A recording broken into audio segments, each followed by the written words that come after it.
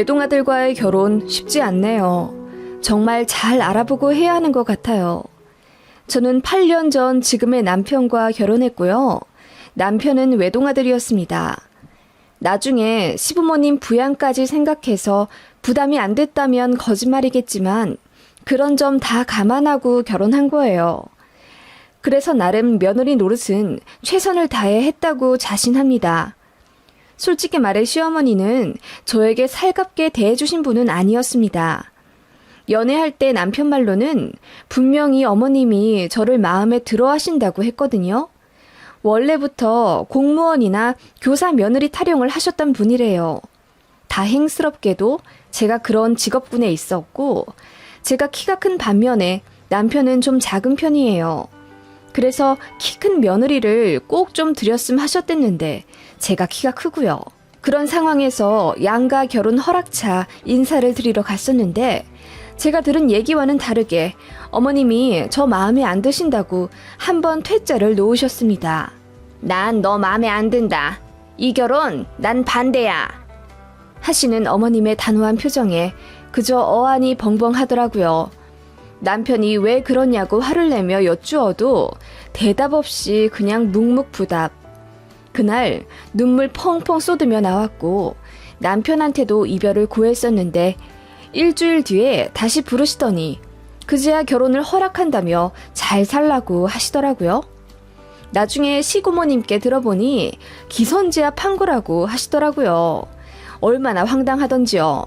남편의 노력 덕분에 여차저차 다시 관계 회복했고 다시 결혼 진행했었던 기억이 나네요. 어머님한테 서운하지 않았다면 거짓말이겠지만 그래도 며느리 된 거 과거 일 자꾸 끄집어내서 뭐 하겠어요. 그냥 잘하려고 노력했습니다. 남편이 외동이니까 이해하려고 했어요. 어머님은 아버님이랑 사이가 그렇게 좋지 않으신 편인데 그래서 그런지 남편에게 참 많이 의지하시는 것 같았어요. 아들이랑 2달 동안 유럽 여행 가는 게 꿈이었다면서 거의 10년을 따로 돈을 모으셨다네요. 막상 아들인 제 남편은 당시 여자친구가 있었고 엄마랑 2달이나 여행한다는 건 부담스러워서 거절했다는데 식음을 전폐하고 우셨대요. 저도 얘기 들었을 때 서운했을 어머님이 이해도 갔는데 남편 말로는 어머님이 엄청 공주 스타일이라 하나부터 10까지 다 해드려야 한다고 2달이나 밤낮으로 붙어있는 건 곤욕이라 거절할 수밖에 없었다네요. 남편이 어느 정도 크고 나서부터는 어머님이 남편에게 집착 아닌 집착을 하셨다더라고요. 군대 가 있을 때도 어떻게 알았는지 직속 부사관에게 전화를 해선 밥 한 번 살 테니 우리 아들 좀 잘 봐달라고 하셨다네요. 뜨악할 만한 일이죠. 그리고 어머님은 아들한테 하루에 전화도 4-5통은 거셨대요. 그래도 나름 착한 남편이 전화는 또 잘 받아들였다던데 어느 날 어머님 폰이 망가졌다고 SOS를 치셔서 가봤더니 어머님 폰에 번호가 아들 번호밖에 없었더랍니다. 아버님이고 친구고 가족분들이고 아무것도 저장이 안 된 채로 남편 번호만 있었다는데 남편은 그게 참 안타까우면서도 가슴이 답답하더랍니다. 어머님은 워낙 의기소침한 스타일이라 친구분들도 거의 없으셨고 그나마 새로 사귄 지인분들도 몇 달 안에 떨어져 나가시는 듯 했어요. 앞서 말했지만 어머님이 좀 공주 스타일이고 남 부려먹으려고 하는 습성이 있으세요. 아무튼 그래서 어쩌면 아들이 여자친구가 있는 건 괜찮아도 막상 독립해 새 가정을 꾸려 나간다는 것에 거부감 드셨을지도 모릅니다. 많이 귀하게 키우셨겠거니 하고 생각했지만 솔직히 저도 저희 부모님한테 금이야 오기야 불리며 자랐거든요. 억울해도 제가 선택한 결혼이니 좋게 좋게 생각하려고 했어요. 시댁이 저희 신혼집이랑 꽤 가까웠기 때문에 왕래가 잦을 수밖에 없었습니다. 또 어머님이 저희를 자주 부르시더라고요. 새로운 가족의 형태가 된 거니까 어머님도 노력을 하시는 거라고 생각했어요. 또 그렇게 말씀도 하셨고요. 우리 새 가족인데 처음은 낯설고 어색하더라도 자주 보며 살붙이면 익숙해질 거다. 서로 노력을 하자. 나도 너를 딸처럼 생각해 볼 테니 너도 나한테 벽치지 말고 편하게 생각해 주렴. 나도 널 편하게 대할게. 네, 어머님. 저도 노력할게요. 그렇게 시댁에 가면 저도 팔 걷어붙이고 이 일 저 일 도와드렸어요. 그런데 처음엔 분명 어머님이 밥을 차려주시고 설거지를 제가 했거든요. 저희가 방문하면 할수록 은근히 저에게 다 떠넘기시더니 결혼 반년 차쯤 됐을 때는 아예 밥솥에 밥도 안 앉혀놓은 채 저희를 부르시더라고요. 퇴근하고 남편이랑 같이 저녁 먹으러 오라고 하시더니 저희 막상 도착했을 땐 어머님이 쌀 새로 샀다. 다용도실에 있어. 그걸로 밥 안 치면 된다. 라고 하시고 거실에서 제 남편 붙잡고 TV만 보자 하시더라고요. 남편이 짜증내며 아니 밥 먹으러 오라고 하더니 우리 보고 차리라는 게 어딨어 라고 했고 이왕 온 김에 대충 차리려고 남편이 손 걷어붙이며 밥을 안 칠라 치면 어머님이 쏜살같이 달려와 남편 등짝을 때리더니 왜 네가 하니? 우리 며느리가 밥을 얼마나 잘하는데 넌 잘 못하니까 하지 마. 내가 밥을 못하긴 왜 못해? 와이프도 일하고 오느라 힘들어. 그리고 엄마, 이제부터 밥 안 해놓으셨으면 우리 부르지 마. 여기가 가깝다고 해도 차로 30분 걸리고 다시 우리 집 가는 거 번거로워. 라고 남편이 딱 잘라 말했더니 서운하다면서 삐지시더라고요. 그리고 그렇게 같이 앉아 밥 먹을 때는 제 앞에서 저 보란 듯이 남편 입에 고기며 생선이며 뼈 발라 넣어주셨고 남편이 기겁하면서 와이프 앞에서 왜 그러냐고 뭐라고 하면 내 아들인데 뭐 어때? 하시면서 깔깔 웃으시더라고요. 뭐 그런 건 기분이 나쁘지 않았는데 어머님은 남편이 저 챙기는 게 되게 거슬리셨나 봐요. 남편이 살코기를 발라 저에게 한 번 준 적이 있는데 어머님이 이래서 아들 키워봤자 소용없다고 하나 봐. 지 평생 키워준 엄마는 밥을 먹는지 돌을 먹는지 관심도 없고 지 와이프 챙기기만 바쁘네. 이러시면서 또 삐진 티를 내시더라고요. 그러더니 저에게 갑자기 찬장에서 보리차를 꺼내서 당장 물 좀 올려달라고 시키질 않나 화장실에서 물이 똑똑 떨어지는데 좀 가보라며 자꾸 자리를 뜨게 하시더라고요. 남편이 한다는데도 굳이 저를 콕 집어 말씀하셨고 그렇게 자리를 비우다 돌아보면 어머님은 저 보란 듯 남편 옆에 더 가까이 밀착해 앉아 밥을 먹고 계셨습니다. 그게 은근히 소름 돋기 시작하더라고요. 그뿐만 아니라 어머님은 은근히 저를 시켜먹지 못해 안달이셨고 무슨 심리인지는 모르겠는데 자꾸 이 심부름 저 심부름 시키시며 똥개 훈련하듯 저를 부려먹으셨어요. 예를 들어 시고모님께 체리 한 박스를 가져다 드리라고 해서 시고모님께 가면 아무리 배를 눌러도 사람이 나오지 않았습니다. 무슨 일인가 해서 시고모님께 전화를 드리면 어디 먼 지역에 나와 있다고 하시더라고요. 그래서 시어머님께 전화드리면 아, 참 대구 가신다고 했는데 내가 깜빡했다. 미안해. 다시 갖고 와. 라고 하시길 일수. 그리고 어머님 피부에 뭐가 났다고 저더러 피부과 좀 알아봐 달라고 하시더니 거기서 무슨 10회짜리 레이저 시술권을 제 것까지 같이 끊으셨다더라고요. 그러시면서 주말에 시간 내서 같이 다니자고 하시더라고요. 알겠다고 하고 어머님 모시고 피부과에 갔더니 제 것까지 결제하신 건 무슨 어머님 거만 달랑 결제해 놓으시곤 어머 내가 네 것까지 결제한다는 걸 깜빡했네. 어쩌지? 근데 이거 정말 좋대. 10번 다 받으면 깐 달걀처럼 매끈해진다더라. 너도 같이 받자. 내가 차도 없는데 너 없이 여길 어떻게 오겠니? 내가 오늘은 카드를 안 갖고 왔는데 네 걸로 좀 결제해. 그럼 내가 돈 줄게. 라고 하시며 제 지갑에서 빼앗듯 카드를 꺼내 병원 직원에게 내더라고요. 진짜 말릴 틈도 없이 결제가 됐고 얼떨결에 어머님이랑 같이 관리를 받게 되었죠. 그 피부과 시술권은 80만 원이었는데 어머님이 주셨냐고요? 아니요. 모른 척 하시더라고요. 한 7회 같이 다닐 때쯤 제가 대놓고 말씀을 드렸어요. 어머님, 저 근데 피부과 시술권 어머님이 사주신다고 하셨잖아요. 이런 말씀 드리기 저도 민망한데요. 그때 돈 보내주시기로 하시고 제 카드로 결제하셨는데 제가 감사 인사까지 드렸는데 이런 건 확실히 하는 게 서로에게 좋을 것 같아서요. 라고 했더니 어머님이 또 깜빡했다면서 집에 가자마자 보내주신다고 하더라고요. 그러더니 또 현금이 없다면서 미루고 결국 10회 끝나면 주겠다고 하시더니 마지막 날에도 돈을 안 주시더라고요. 그 정도면 일부러 그러신 거잖아요. 정 떨어지더라고요. 그러면서 제 차 타고 다니면서 편하게 피부과 시술은 받고 싶고 그러셨나 봐요. 차라리 돈을 주신다는 말씀을 하지 마시지. 그냥 주말마다 데려다 달라고 하셨으면 그러겠다 했을 겁니다.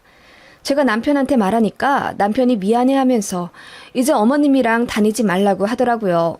본인이 잘 말해두겠다고. 예전 같았으면 뭐하러 그래 냅둬 그럴 텐데 그냥 그러라고 했습니다. 그랬더니 시어머니랑 남편이 싸운 모양이더라고요. 시어머니는 며느리도 새로 들어왔는데 같이 다니지도 못하냐면서 길길이 날뛰었고 남편은 와이프 힘드니까 감싸고 그랬던 모양인데 그게 어머님 심기를 잔뜩 건드린 듯 했어요. 어머님은 남편 보란 듯이 저한테 자질구레한 걸 더 시키려고 하시더라고요.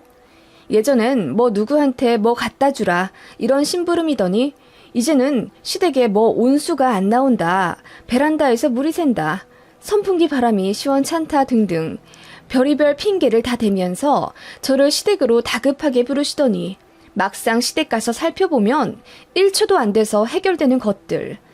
보일러 전원을 안 켰다든지 선풍기 버튼을 잘못 누르셨다든지 그런 거더라고요. 나중에는 저도 진짜 못 참겠어서 어머님이 부르든 말든 안 갔습니다. 일 바쁘다고 하고요. 진작 그래야 했는데 저도 은연중 착한 며느리병이 있었는지 웬만하면 어머님 부탁을 다 드렸거든요. 그랬더니 전화도 더 끈질기게 하시더라고요. 저도 짜증이 나고 그래서 3번 하시면 1번은 안 받고 그랬습니다. 그냥 자연스럽게 시댁의 발길이 서서히 끊겨갔던 것 같아요. 저도 어머님한테 진절머리 나기 시작했고 네이버에 고부갈등, 고부관계 이런 거 검색하게 되더라고요. 좋게 생각하려고 해도 어머님 행동이 너무 짜증이 나기 시작하니 저도 시댁에 가기가 싫어진 거예요. 제가 짜증 부리니 남편도 제 비위 맞춘다고 눈치를 보긴 했던 것 같아요. 그런 점들이 어머님의 신경을 제대로 거슬리게 했던 모양이더라고요. 잊지 못할 사건이 일어났던 바로 어머님 생신날 이야기입니다. 가기 싫어도 어떡해요.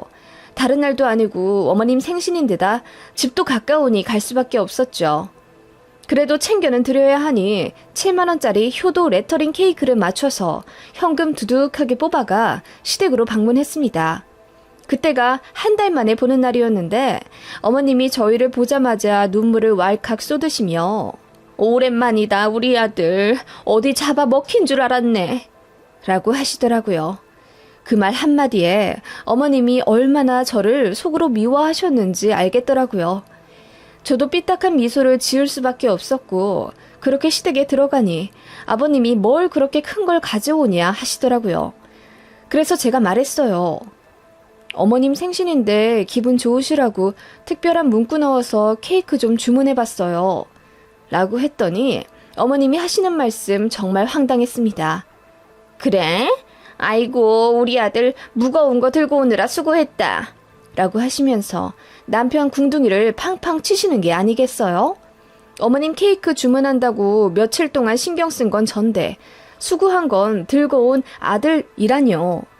그렇게 간단하게 파티를 하고 근처 소고기집으로 갔어요. 그것도 제가 예약했거든요. 그런데 자리에 앉자마자 어머님께서 아니 이렇게 으리으리한 곳에도 데려다주고 고마워. 우리 아들 덕에 간만에 소고기로 호강하겠네. 고마워 아들. 그러시길래 남편이 우리 와이프가 알아보고 예약한 거야. 난 이런 데 있는 줄도 몰랐어. 라고 했더니 어머님이 입을 딱 닫으시더군요. 그러더니 갑자기 이곳저곳을 둘러보시며 여긴 인테리어가 별로네. 환기가 안 돼서 냄새가 나네 어쩌고저쩌고 하시곤 마음엔 안 든다. 남들은 며느리가 생신상 차려주는데 나더러 불쌍한 시어머니라고 했다 어쩐다 이러시는 거예요. 분명히 어머님이 생신상 받기 싫다고 하셨거든요. 나이 먹은 티 나는 것 같다고 손사래를 막 치셨어요. 그래서 고깃집 잡은 건데 이제 와서는 또 생신상 타령이란요. 말도 하기 싫어서 그냥 입 다물고 고기나 먹었습니다. 어머님은 그렇게 고기 불판 앞에서 남편 챙기느라 정신이 없었습니다. 네, 어머님 남편 아니고 제 남편이요. 우리 아들 이 부분 좋아하지? 이 부분이 마블링이 죽이네. 아들 많이 먹어? 며느리 너도 많이 먹거라. 하시며 정작 마블링 죽인다는 부분은 다 제 남편 앞으로 밀어주시더라고요. 남편은 자연스레 저한테 다 넘겨줬고요. 그런 점들이 어머님 심기를 또 불편하게 만들었나 봅니다. 갑자기 입을 꾹 닫으신 채 누가 봐도 삐진 티를 낭낭하게 내시더라고요. 그렇게 불편한 식사를 끝내고 계산하고 나가려 하는데 무슨 고깃집 오픈 이벤트라고 사골국물 5kg을 나눠주더라고요. 어머님은 안 드신다고 하길래 제가 대신 받았고 자연스레 남편이 넘겨받아 챙겼습니다. 그거 보자마자 어머님이 제 등짝을 찰싹 때리시면서 너는 그 5kg 무겁다고 네 남편한테 들라고 시키니? 라고 하셨고 남편이 놀라서 왜 그러냐고 화를 내더라고요. 저도 기분이 나빠서 어머님, 제 남편이 좀 들면 어때서요? 그리고 말로 하시면 되는 걸 왜 때리세요? 라고 처음으로 대들었어요. 그랬더니 어머님이 눈을 동그랗게 뜨시며 소리치시더라고요. 아니, 충분히 네가 들어도 될 만한 건데 뭐가 그리 무겁다고 우리 아들이 들게 만든단 말이야. 제가 들게 한 게 아니잖아요. 그럼 어머님은 이랑 있을 때 무거운 거 아들 들게 안 하세요? 그건 얜 내 아들이니까 그렇고 어떻게 너랑 나랑 비교를 한다니? 내가 어떻게 키운 아들인데 너는 나한테 고맙다는 인사도 제대로 올린 적 없지? 네? 그게 무슨 말씀이세요? 귀하디 귀한데 외동아들 데려가 살면서 어떻게 감사 인사 한 번을 안 하니? 내 아들 덕분에 너도 무거운 짐 안 들고 운전도 우리 아들이 다 해주고 공주처럼 대접받으면서 사는 거 아니야. 안 그러니? 나한테 자식이라고는 쟤밖에 없는데 얼마나 귀한 줄 뻔히 알면서 너 그럴 거면 나한테 우리 아들 사용료 꼬박꼬박 내. 라고 하시더라고요. 그 말에 남편도 저도 그리고 웬만하면 이런 일에 끼어들지 않고 과묵하게 계시는 아버님마저 경악하시며 무슨 그런 말도 안 되는 말을 하냐며 입을 벌리시더라고요. 한참을 벙쪄 있다가 제가 말했죠. 아들 사용료요? 그거 얼마면 되는데요? 라고 했더니 홧김에 농담처럼 한 말 가지고 죽어라 달려든다면서 오늘 같은 날 며느리가 세무는 뜨고 대든다며 억울하다 우시더라고요. 진짜 황당했습니다. 어머님은 생각할수록 기분이 나쁘시다며 벼랑간 소리를 바락바락 지르시더니 그래, 한 3천 정도면 되겠네. 우리 아들이랑 계속 살고 싶으면 3천만 원 갖고 와. 그러면 내가 이제 아무 말 안 할 테니. 라고 하시더라고요. 참고로 저희 결혼할 때 시댁에서 2억, 저희 친정에서 8천만 원 정도 지원받았습니다. 저희 친정에서는 정말 있는 돈 없는 돈 다 긁어서 해주신 거예요. 형편이 그 정도인 걸 어떡합니까? 그런데 어머님은 귀한 외동아들이랑 결혼하면서 어떻게 달랑 8천만 원만 해오냐 불만을 가지셨어요. 그래서 예물 예단이라도 제대로 받아야겠다며 명품 시계며 밍크 코트까지 거의 3천만 원 정도를 요구하셨거든요. 저희에겐 그게 너무 무리였고 할 수 있는 건 1,000만 원 정도라 제가 파혼하려 하자 남편이 어떻게든 자기가 해결하겠다고 총대를 맨 적이 있어요. 그때 남편이 어머님이랑 엄청 싸웠다던데 그 일이 아마 어머님이 저를 더 미워하게 된 계기가 되셨겠죠. 아무튼 그때 3천만 원 정도 예물 예단을 요구하시더니 급기야 이제는 아들 사용료라는 명목으로 바뀐 거죠. 얼척이 없어서 제가 또 한마디 할라 하니까 아버님이 어머님을 급하게 데리고 가셨고 남편도 저한테 손발 싹싹 빌며 미안하다고 대신 사과하겠다 하더라고요. 생각할수록 열불 터져서 살 수가 없었습니다. 그래서 밤새 컴퓨터로 작업을 했어요. 그리고 프린터로 뽑았더니 줄줄이 3장이 나오더라고요. 다음날 회사까지 연차 내고 시댁에 갔습니다. 그야말로 들이닥친 거죠. 막무가내로 벨 눌러 기다렸더니 어머님이 놀란 얼굴로 나오시더라고요. 예의 없게 연락도 없이 무슨 일이니? 너 출근 안 했어? 네, 안 갔어요. 저도 어머님께 청구하러 왔어요. 뭐? 청구? 무슨 말이냐? 어머님이 아들 사용료 3천만 원 내라고 하셨잖아요. 저 그거 낼게요. 대신 어머님도 며느리 사용료 내세요. 이거 청구서거든요. 내역 찬찬히 읽어보고 그대로 저한테 납부하세요. 뭐라고? 며느리 사용료? 너 미쳤구나? 제가 읽어드려요? 그렇게 저는 밤새 만든 며느리 사용 내역을 읊었습니다. 일주일에 3번씩 며느리 안부전화 요구한 값 350만 원, 시고모님께 심부름 시킨답시고 똥개 훈련한 값 500만 원, 시댁 전구 교체해드린 비용 10만 원, 원치도 않은 피부과 시술 비용 80만 원, 시댁 보일러 수리한 비용 20만 원, 툭하면 불러서 운전기사 시킨 비용 1,000만 원. 제가 끝도 없이 읽어대자 어머님이 경악하며 입을 다물지 못하시더라고요. 그렇게 3장을 줄줄이 읊고 마지막 줄까지 읽었습니다. 귀한 남의 집 딸한테 막대하여 정신적인 스트레스를 준 대가까지 합쳐 총합 1억 원 되시겠어요. 저는 3천 바로 입금해 드릴 테니 어머님도 바로 넣어주세요. 라고 했어요. 그랬더니 어머님이 손만 덜덜 떠시며 아무 말 못하시더라고요. 그렇게 시댁 나와버렸고 남편한테 제가 한 얘기 그대로 다 했습니다. 내가 이러이러한 행동을 했는데 당신 나한테 실망했으면 이혼 요구해도 된다. 바로 이혼해주겠다. 대신 나는 더는 시어머니한테 이런 취급받으며 살지 못하겠다고 했어요. 결과적으로는 저희는 1년 반 정도 후에 이사를 가게 됐어요. 양가에서 받은 돈 모두 다시 되돌려드리고 딱 저희가 모은 돈이랑 낼 수 있는 대출 합쳐서 작은 평수 전세로 갔습니다. 시댁이랑은 1시간 반 정도 되는 거리로 떨어지게 됐고요.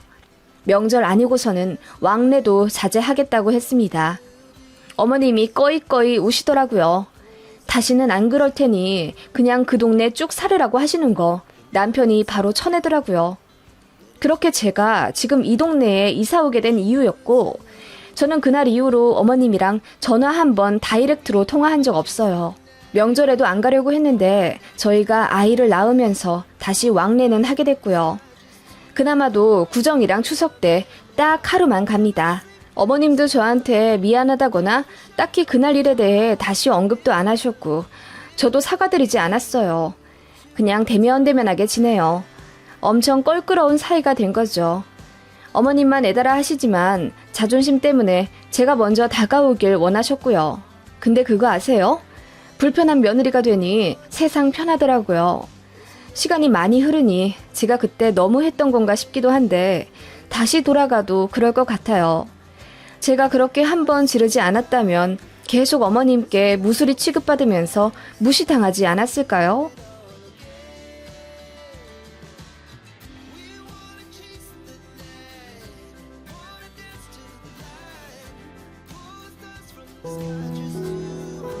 안녕하세요. 초등학교 5학년 된 아이 키우는 엄마입니다. 이기적인 시어머니 때문에 소가리만 10년 가까이 하다 결국 얼마 전 깨끗하게 손절해버렸습니다. 이제 시댁 쪽으로 고개도 안 돌리며 살 겁니다. 우리의 돼지 저금통까지 노리던 지긋지긋한 백수 시아버님이랑도 드디어 얼굴 안 보고 살게 되네요. 속이 다 시원합니다. 저는 대학 졸업하자마자 모 재단에 입사해서 지금 18년째 장기 근속 중이고요. 남편도 일하다가 만났습니다. 남편 착하고 성실한 것만 보고 결혼해서 시댁이 그렇게 폭탄인지는 나중에야 알았습니다. 결혼할 때 시댁이 1억 해주셨어요. 저희 집도 비슷하게 1억 정도 해주셨고요. 그렇게 감사하게도 양가 지원받아 24평짜리 구축 아파트 하나 매매해서 잘 지내고 있었는데 결혼 2년 지나니 시댁에서 준 1억을 다시 반납하라고 하시더군요. 저희 부부 둘 다 황당해서 무슨 말씀이냐고 여쭈어 보니 네 큰형 장가 가야 하는데 돈이 없구나. 갑자기 여자가 생겼다니 어떡해. 여자 있을 때 빨리 결혼시켜야지. 그런데 너도 알다시피 우리 큰아들이 좀 자유로운 편이라 돈을 많이 못 모았잖니. 그래서 우리가 얼마라도 해줘야 하는데 니들 먼저 결혼한다고 돈을 홀랑 다 해버려서 하나도 없구나. 뭐 어떡하겠니. 형편 더 나은 니들이 다시 돌려줘야지. 라고 하시더라고요. 저희 시아주버님은 말이 좋아 자유로운 영혼이지 20대에서 30대 초반 가까이 해외여행 다니며 욜로족으로 보냈습니다. 직장이랄 것도 없고 계약직 근근히 하면서 300에서 500만 원 정도 모이면 훌쩍 비행기 티켓 끊어 외국으로 가버리곤 하셨대요. 그렇게 외국에서 기약 없는 생활을 보내다 돈 떨어지면 들어오고 또 한 반년 일에 몇백 모으면 또다시 출국. 그런 생활을 10여 년을 반복하니 수중에 돈이랄 게 남아있을 리가 없죠. 한국에서 직장을 제대로 안 다녔으니 경력도 없고 나중에 정신 차렸을 땐 이미 30대 중후반이었고 그때 이미 취업하기엔 너무 늦어버리셨어요. 그래서 저희 결혼할 때도 시아주버님은 백수셨고 당연히 저희 축의금도 1원 한 장 안 내주셨습니다. 저희가 예복으로 100만 원 해드렸고요. 그것도 좋은 말 못 들으면서 결혼했어요.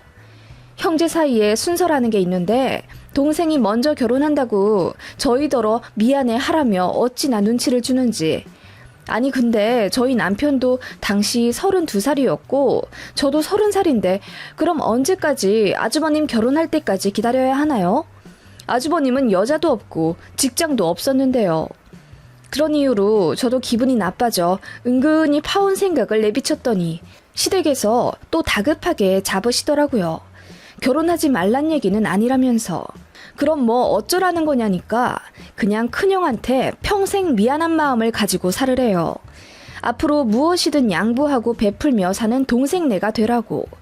그것도 그렇지만 아무튼 시부모님 아니 어머님은 평생 큰아들만 편애하며 사셨다고 하네요. 남편 말로는 어린 시절이 너무나도 서러운 기억밖에 없대요. 큰형만 아들 취급하며 어와둥둥. 같이 먹는 밥상에선 소세지나 고기 같은 거 무조건 큰형 앞으로 밀어주고 작은 아들인 남편이 조금이라도 더 먹으면 숟가락으로 머리를 내리치며 형한테 양보하라고 윽박 지르셨다네요. 그런 식으로 옷도 자전거도 하다못해 학원까지도 모두 형한테 양보해야 했고 남편은 자연스레 혼자 살아가는 법을 터득했다고 하네요. 학원이나 과외 없이 홀로 묵묵히 공부해서 전교 10등 안에 늘 들었고 대학교도 혼자 알아서 좋은 데 들어가서 장학금 받으며 다녔대요. 그러는 동안 아주버님은 장남이란 이유로 부모님께 온갖 지원 다 받으며 풍요롭게 지냈지만 결과적으로 사수하다 대학 포기하고 변변찮은 직업 하나 없이 30대 중후반을 맞이하게 된 거죠. 저희 남편은 탄탄한 직업 구해 저랑 연애도 재밌게 하다가 딱 좋을 나이에 결혼했고요. 그런 저희 모습이 시어머니 눈에 곱게 보일 리가 만무했습니다. 장남은 여자도 없고 돈도 없는 백수로 집에서 밥이나 축내며 사는데 미운 둘째 아들은 탄탄대로 걷고 있으니 말입니다.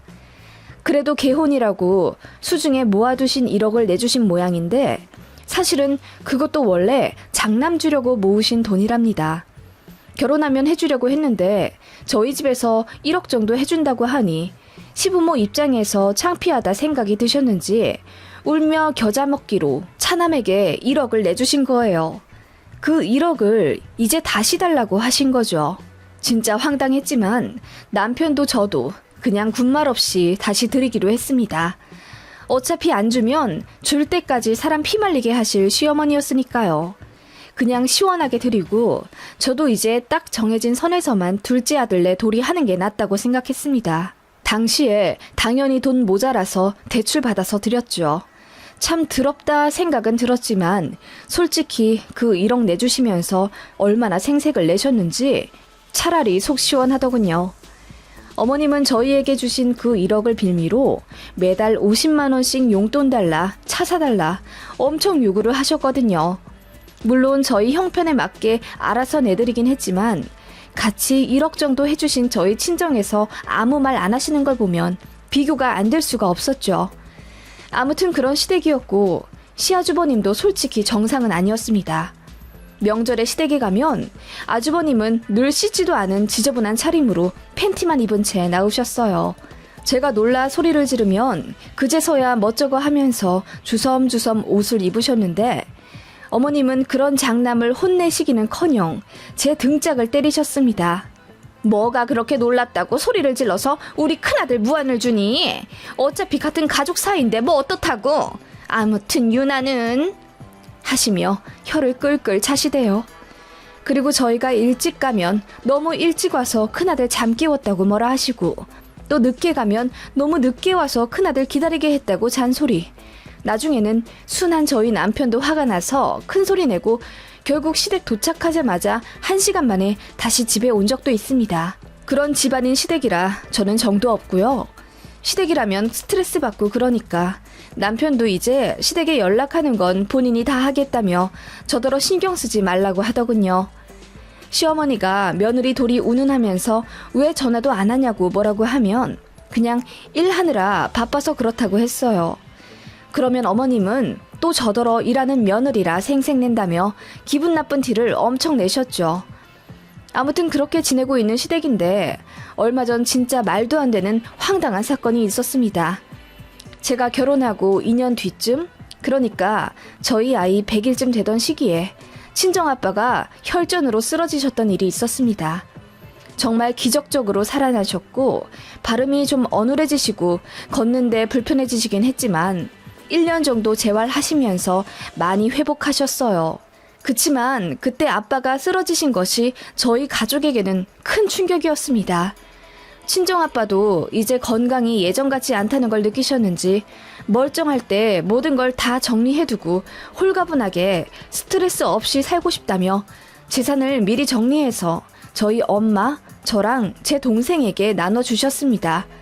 저희는 안 받겠다고 했지만 아빠가 그러고 싶으시다며 굳이 변호사 선임해서 전부 깨끗하게 다 정리를 하셨고, 그렇게 친정 아파트를 저희 엄마 명의로 돌려주셨고, 저한테는 1,500평 정도 되는 경기도 과수원 땅을, 제 동생에게는 강원도에 있는 땅이랑 산 일부를 아예 미리 정리해서 나눠주셨어요. 그래서 저는 하루아침에 토지 소유자가 되었네요. 제가 넘겨받은 땅은 현재 친척분이 임대해서 사용하고 계시는 농장터이고 거기 시설이랑 주택까지 모두 포함된 겁니다. 그거 관리한다고 아빠가 좀 신경을 많이 쓰셨는데 이제 머리 아픈 거 싫다고 아예 저한테 위임을 해주신 거예요. 그게 임대 보증금이 1억 2천 정도이고 연세를 3, 4천 정도 받는 땅이에요. 친정아빠가 아예 통째로 내놓아 매매해버릴 수도 있지만 그렇게 되면 지금 지내고 있는 친척분이 힘들어지니까 배려한답시고 딱 10년만 더 세받기로 하셨답니다. 그래서 제가 그 땅 받으며 졸지에 땅 관리도 해야 하는 투잡러가 되었죠. 첫 연세 받던 날 제 통장에 4천만 원 정도가 찍히는 게 너무 신기하더라고요.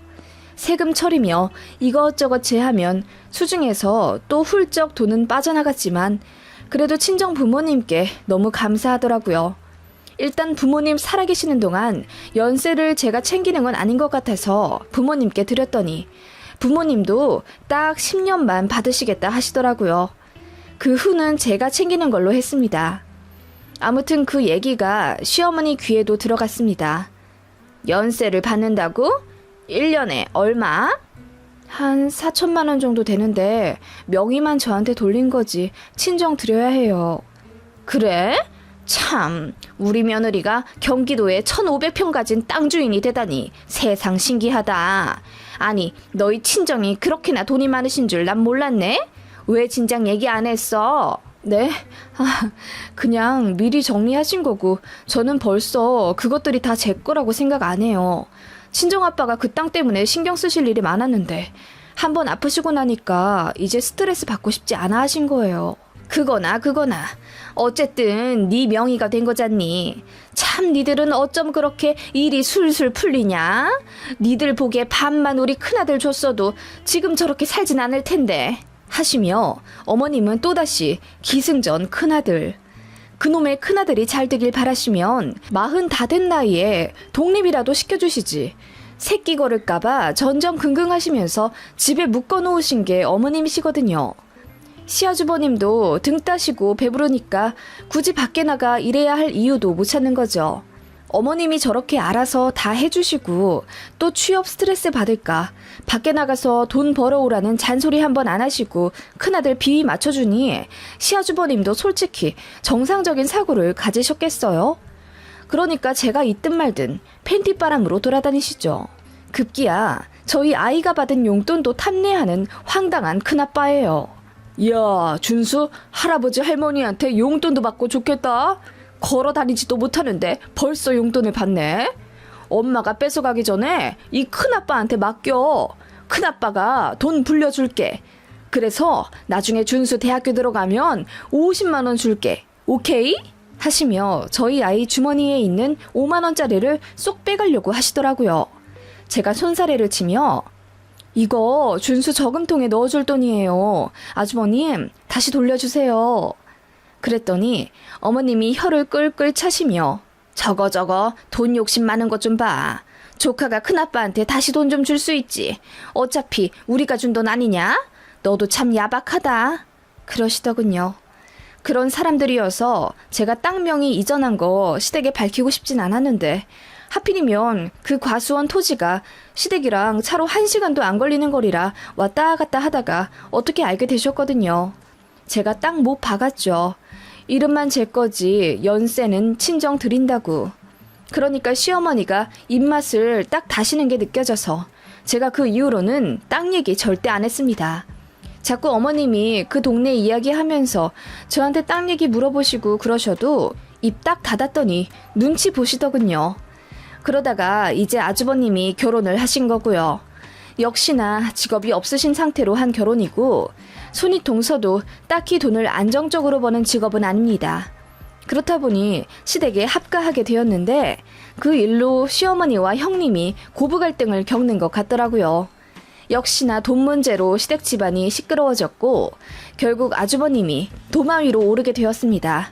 이제는 부인도 있으니 정신 차리고 돈을 벌어야 하잖아요. 이혼남 될까봐 어머님도 이제는 아주버님께 일하러 가라고 잔소리를 하게 되셨죠. 그래도 마음이 안 좋으셨나 봐요. 저희한테 늘상 하시던 말씀이 아이고 평생 일도 한 번 안 해본 애가 지 처먹여 살린다고 나가서 하루 종일 일하고 있으니까 내가 속이 다 상하네. 네 큰형은 일할 사람이 못 되는데 라고 하시길래 남편이 화가 나서 일하는 사람 안 하는 사람이 세상에 어디 있어. 자기 인생은 자기가 알아서 책임지는 거지. 우리 와이프도 애 낳는 날 직전까지 일했는데 뭘 그래요? 라고 했더니 어머님이 그러시더군요. 아니 새아가는 애가 워낙 독종이잖니. 그러니까 매년 4천씩 파는 땅이 있으면서도 악착같이 직장도 안 관두고 일하는 거 아니야. 독종이요? 세상에 반 이상이 독종이면 그게 어디 독종이겠어요? 평범한 거지. 다들 일하면서 사는 거죠. 글쎄, 네 아주버님은 일할 팔자가 못 된데도 우리 큰아들 같은 사람은 그냥 건물주나 되어서 매달 돈이나 받고 그래야 하는데 라고 하시며 또 은근히 제 땅 얘기를 꺼내시는 겁니다.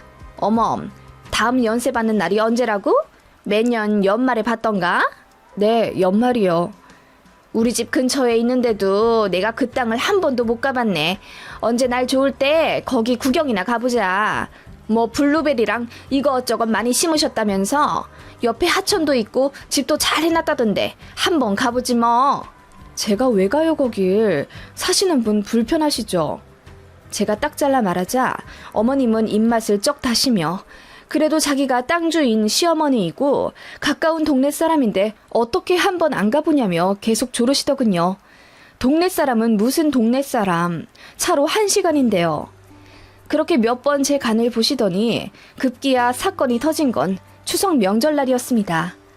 아이까지 온 가족 모처럼 시댁에 모였고 저녁에 다 같이 맥주 한잔 하려고 상을 차리고 있는데 형님네가 싸우는 소리가 들리더라고요. 그렇게 갑자기 형님이 뛰쳐나가서 무슨 일인지 물어보니 또 돈 때문에 싸웠다더군요. 아주버님이 다니던 일을 또 말도 없이 관뒀대요. 그것도 2년 계약직으로 겨우 들어간 건데 1년도 못 채우고 관둔 겁니다. 형님이나 시부모님이나 이제 아이를 갖길 원하고 있어서 아주버님이 가장 노릇을 좀 했으면 좋겠는데 그게 아니니 둘이 이혼 얘기하면서 싸우는 것 같더라고요. 결국 시어머니가 눈물을 흘리며 소주를 까셨습니다. 결혼까지 했는데 결국 또 돈 때문에 집안 파탄 날 판이네. 우리 큰아들이 날 때부터 순에 빠져가지고 세상 사람들이랑 일을 못해. 독한 사람들 사이에서 우리 큰아들이 어떻게 살아남아. 그러니까 매번 저렇게 힘들어서 관둬버리지. 우리 큰아들한테 나도 땅이나 건물이라도 좀 물려주면 좋으련만. 내가 죽일 년이지. 라고 말도 안 되는 한탄을 하시더군요. 그렇게 한참을 주절주절 하소연을 하시더니 제 손을 슬그머니 잡으시는 게 아니겠어요?